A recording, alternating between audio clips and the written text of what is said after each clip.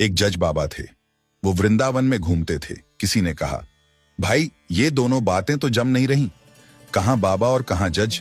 तब एक व्यक्ति ने उनका परिचय बताया कि ये पहले जज थे और इनके जीवन में भगवान की ऐसी कृपा हुई कि तब से यह बाबा हो गए। और आगे बताया कि एक गरीब केवट था। उसने लड़की की शादी में सेठ जी से कर्जा लिया और कुछ समय बाद वह कर्जा चुका भी दिया, लेकिन फिर भी सेठ के मन में बेईमानी आ गई और सेठ ने उस केवट के ऊपर कोर्ट में केस कर दिया। कुछ दिनों के बाद केवट के घर सिपाही गए कि तुमको कचहरी में बुलाया है। केस की तारीख आई तो केवट कचहरी में जाकर बोला, मैंने ऐसा कौन सा गुनाह कर दिया है जो कचहरी में बुला लिया। वहां फिर जज साहब ने केवट से पूछा, अपने अपनी बेटी की शादी में जो पैसे लिए थे वो वापस क्यों नहीं किए। केवट बोला, साहब मैंने तो वापस कर दिए थे। जज बोले, कोई सबूत या गवाह है आपके पास। केवट बोला, साहब हमारे तो बांके बिहारी ही सबूत हैं और वही गवाह हैं। अब जज ने समझा कि बांके बिहारी नाम का कोई आदमी होगा।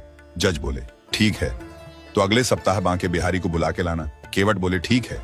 उधर कानून की कार्यवाही के तहत गवाह को समन भेजा गया। सिपाही पूरे गांव में पूछता रहा कि कोई बांके बिहारी नाम का व्यक्ति है क्या। तो एक आदमी ने कहा, भाई बांके बिहारी नाम का आदमी तो नहीं है, पर मंदिर तो है। तो सिपाही ने सोचा, छुटकारा पाना है तो मंदिर में ही समन दे चलूं। कुछ समय बाद कचहरी की तारीख आई। जज साहब ने केवट से कहा, कहां है आपके गवाह। केवट बोला, हमारे गवाह तो हर जगह हैं। फिर कचहरी में आवाज लगती है, बांके बिहारी हाजिर हों। आवाज लगते ही पीछे से एक बूढ़ा आदमी कटघरे में आया। जज ने पूछा, केवट ने जब सेठ जी को पैसे लौटाए तब आप वहां मौजूद थे।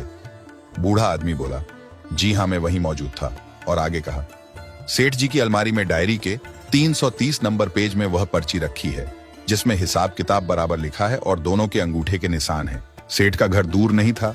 सिपाही को सीधा भेजा गया और अलमारी से रजिस्टर मंगवाया और जैसे ही 330 पेज देखा तो वह पर्ची हिसाब किताब बराबर वाली मिली।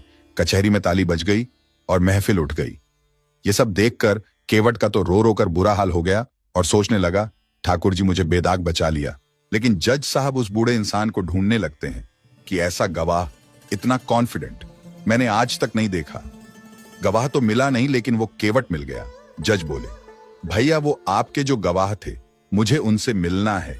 केवट बोला, यहीं कहीं होंगे और अगर नहीं मिले तो हमारे गांव के मंदिर में चले जाना, वहीं रहते हैं। जज ने सोचा मंदिर के पुजारी होंगे। जज मंदिर पहुंचे। उन्होंने पुजारी को देखा तो बोले, ये तो गवाह नहीं है। पुजारी ने कहा, मैं नहीं हूं, असली गवाह तो ये हैं जो केवट की गवाही देने गए थे। जज ने जैसे ही बांके बिहारी जी के दर्शन किए और नेत्र बंद करके देखा तो उसी बूढ़े आदमी के दर्शन हुए जो गवाही देने गए थे। अब तो जज अपने घर में जाकर फूट फूट कर रोने लगे और उनकी घरवाली ने परेशान होकर कुछ वकील बुलवा लिए। वकीलों ने पूछा, आप जज होकर के ऐसे कर रहे हो, क्या बात है, बात तो बताओ। तब जज ने वकीलों से कहा, आज मेरी अदालत में भगवान आए और मैं कुर्सी पर जज बना बैठा रहा और प्रभु नीचे खड़े समझाते रहे। यदि उनके दरबार में कभी गया तो कौन सा मुंह दिखाऊंगा कि मैं इतना बड़ा लाट साहब हो गया कि भगवान नीचे खड़े और मैं कुर्सी पर बैठा रहा। जज ने कहा, अब इस दुनिया में नहीं रहना। और उसी दिन जज ने घर छोड़ दिया और वृंदावन आ गए। इसीलिए इनका नाम जज बाबा है।